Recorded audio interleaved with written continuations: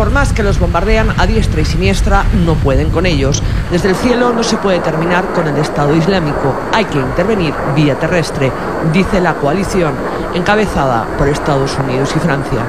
Pero ninguna potencia está dispuesta a combatirlos cuerpo a cuerpo en Siria e Irak.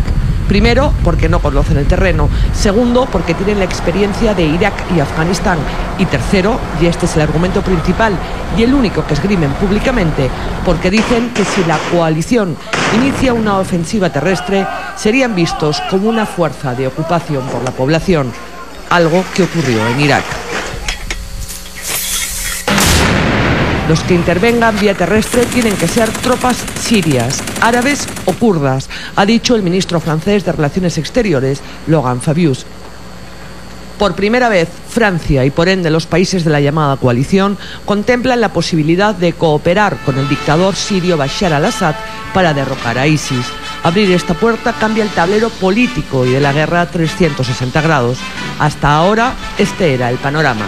El problema en la zona es que hay, yo diría, varios problemas. El primero es que hay un conflicto interno, ¿no es cierto?, que todos conocen. Está el gobierno sirio, el gobierno de Bashar al-Assad, cuyo padre gobernó 30 años y él ya está gobernando 15 años, porque él entró el año 2000 al poder. Y luego un grupo de rebeldes que están en contra de Assad y que quieren derrocarlo. Ahí tenemos un conflicto interno. Pero a eso se han sumado potencias regionales que están interesadas en apoyar, digamos, un gobierno chiita o un gobierno sunita. Apoyar a Bashar al-Assad, que es chiita. Exactamente. Chiita de la minoría alawita, ¿no? Pero finalmente chiita al fin. Y entonces ahí tenemos a Arabia Saudí, por un lado, ¿no es cierto?, a Turquía, en ese mismo lado, que están en contra de Assad, y por el otro lado tenemos a Irán y tenemos también al Hezbollah del Líbano. Que son chiíes. Exactamente. Entonces ahí hay intereses regionales de por medio. Pero luego tenemos un tercer grupo, que ya sería un conflicto internacional, en el que por un lado está Rusia, ¿no es cierto?, que quiere mantener al régimen de Assad. ¿Por qué? Porque eso le permite o le garantiza tener su base naval de Tartus, ¿no?, que es una base que le permite acceder al Mediterráneo, no solamente para cuestiones de comercio, sino también para que si en un futuro tienen un conflicto con Europa, puedan atacar a Europa más fácilmente. Pero además porque Rusia está interesada en que, digamos, el mal ejemplo, según ellos, que representaría la caída de Assad, no vaya a las repúblicas rusas del Cáucaso. Y entonces esto genera de alguna manera, ¿no?, una multiplicación de los procesos de tumbarse gobiernos autoritarios o dictatoriales. Que les son útiles. Que les son útiles. Y en el caso de Occidente, Estados Unidos y países como Francia, por ejemplo, y demás países europeos, están más bien interesados en sacar a Assad y imponer de alguna manera un régimen que sea más pro-occidental. Entonces, todos tienen diferentes intereses, diferentes motivaciones, y lo que genera es un estado caótico. Esto podría cambiar después del guante lanzado el viernes por el gobierno francés, luego de que el presidente galo se reuniera con su homólogo ruso Vladimir Putin. Pero eso sí, todavía nada está dicho, porque Francia pone condiciones para esta colaboración, y estas son que esta alianza con el ejército regular sirio se dé en el marco de una verdadera transición política, en la que dicen puede participar el dictador Bashar al-Assad, pero de ninguna manera puede conducir la transición.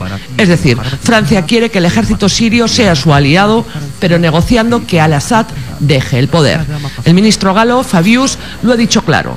Para nosotros, al-Assad no puede ser el futuro de Siria, aunque también ha dicho el ministro que Moscú y Teherán tienen otra visión. Hace unos días, el presidente ruso Vladimir Putin criticaba la política de Estados Unidos con estas palabras.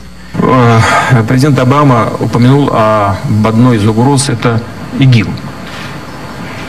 Ну а кто помогал вооружать людей, которые в Сирии боролись с Асадом-то? Кто создавал благоприятный политический информационный климат? Кто подталкивал к поставкам оружия?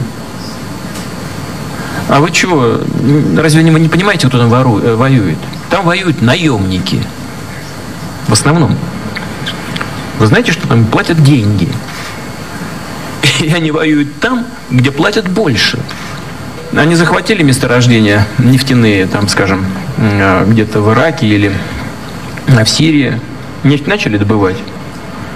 У них эту нефть покупают, транспортируют, продают. Почему санкции не накладывают на всех, кто это делает? А что, разве Соединенные Штаты не знают, кто это делает? Это разве не их союзники этим занимаются? У них что, нет силы, возможности повлиять на своих союзников? Или они не хотят влиять? Зачем они тогда бомбят ИГИЛ? Parece que Hollande le resulta a Putin un interlocutor más cercano. Por lo pronto, Francia ya ha lanzado la propuesta de aliarse con condiciones con el régimen de Al-Assad en su lucha contra ISIS. Si esto llega a concretarse y sobre qué promesas puntuales, se verá más adelante. Lo que está claro es que la coalición considera necesaria una intervención en tierra, cuerpo a cuerpo. Los bombardeos golpean a ISIS, a sus pozos petroleros, a sus convoyes, pero no terminan ni terminarán con ellos. Esta semana vimos, por ejemplo, la infraestructura con la que contaba el Estado Islámico en Irak. Auténticas ciudades paralelas bajo tierra. Aquí no llegan las bombas. Aquí solo pudieron derrocarlos los kurdos en una batalla convencional en tierra. Los kurdos son, a día de hoy, los principales aliados de la coalición sobre el terreno. Son un pueblo sin nación, sin territorio determinado y viven básicamente repartidos en 4 países. En Turquía, donde está la mayor población, en Siria, Irán e Irak, donde sí administran un territorio autónomo. En total son unos 40 millones. Es un pueblo con una historia de represión y exterminio, peor si cabe que la Palestina. Nunca han logrado tener un territorio unificado, su anhelado Kurdistán, pese a las múltiples promesas que se les ha hecho a lo largo de la historia. Definitivamente los kurdos tienen sus propios intereses, efectivamente tienen un proyecto de creación de un gran estado, el Kurdistán, pero en este caso específico recordemos que ellos, incluso antes de la aparición de ISIS, ya tenían problemas con el gobierno sirio, ¿no? Con el gobierno de Bashar al-Assad. Entonces, cuando en el 2011 grupos rebeldes y los propios kurdos comienzan a combatir al régimen para hacerlo caer, ellos veían ahí obviamente una posibilidad, la posibilidad de que venga un gobierno que pueda finalmente comprender sus planteamientos y sus aspiraciones. Por tanto, eso es lo que hay detrás, es decir, aquí cada uno, como expliqué, está detrás de sus propios intereses. Sin embargo, yo veo altamente improbable, si es que permanece el gobierno de Assad, que los kurdos puedan tener alguna probabilidad, ¿no? Es más, incluso con un cambio de régimen va a ser difícil que los estados en los cuales hay presencia kurda acepten un desmembramiento territorial y la creación de un estado kurdo. Los kurdos son mayoritariamente musulmanes, pero no son árabes. Para ellos la religión es importante, pero no determinante. Su prioridad es defender su identidad cultural y nacional, lo que va en contra del principio básico del yihadismo, el dominio del Islam y de la ley islámica sobre la sociedad. Para los yihadistas, los kurdos son herejes. Pero lo que pase con ellos después de este conflicto es una interrogante. Un conflicto en el que se dan paradojas como esta, que Turquía, que es parte de la OTAN y que supuestamente ataca al ISIS, al Estado Islámico, lo que hace en realidad es atacar a los kurdos. ¿Por qué? Porque la mayor parte de kurdos vive en Turquía y el gobierno de Ankara teme que se fortalezcan y que creen un Estado independiente. Ese es el problema, ¿no? El problema es que nadie dirige sus baterías única y específicamente contra el Estado Islámico, o si lo hacen por intereses a veces contrapuestos. Es la excusa para bombardear a otro. El ISIS acaba siendo la excusa para bombardear a otro. Y entonces, cuando tú no tienes un objetivo común, ¿no? Porque finalmente los intereses que hay detrás son también diversos, el problema es ese. El problema es que tienes un frente, pero un frente finalmente debilitado. En paralelo, el presidente francés, François Hollande, ha iniciado otra ofensiva, la ofensiva diplomática. Con Barack Obama, su principal aliado, plantearon cerrar la frontera entre Siria y Turquía. Por ahí ISIS saca el petróleo que le genera unos $2 millones diarios y por donde además entran y salen yihadistas de todo el mundo. Es igualmente urgente cerrar la frontera entre Siria y Turquía, para que ningún terrorista pueda venir a Europa a perpetrar actos terroristas. Hollande también se reunió con el presidente ruso Vladimir Putin y luego de esa conversación es que se ha abierto la puerta para una colaboración con el régimen de Bashar al-Assad para combatir a Daesh. Además, ambos gobiernos se han comprometido a coordinar sus intervenciones en Siria y a establecer una especie de censo de grupos rebeldes contra el dictador, pero que no sean terroristas, a los que Rusia no seguirá bombardeando. Hollande también ha pedido ayuda en casa, ha pedido ayuda a Europa. Por lo pronto, Inglaterra, Alemania y Finlandia le han ofrecido apoyo concreto. Lo cierto es que la mayor parte de países europeos le darán ayuda a Francia, ayudarán a la coalición, pero no bombardeando Siria. La razón de fondo es el miedo a represalias. Este conflicto es algo así como un ajedrez en donde no son posibles los jaque mate. François Hollande se reunió también hoy domingo con el presidente chino. La semana también nos dejó esta imagen, la del derribo de un avión ruso por parte del ejército turco.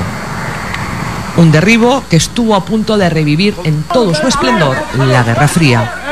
Uno de los pilotos murió y el otro fue rescatado. La explicación que dio Turquía, que es parte de la OTAN y de la coalición, es que el avión ruso había sobrevolado su espacio aéreo y no había hecho caso a los 10 llamados hechos antes de derribarlo. El copiloto ruso que sobrevivió negó lo dicho por Turquía. Pudo haber pasado que usted con el comandante no se dieron cuenta de haber cruzado el espacio aéreo de Siria. No, de ninguna manera. Ni siquiera por un segundo. Y más aún cuando estábamos volando a una altura de alrededor de 6.000 metros. El cielo estaba claro y, como solemos decir, un millón de un millón.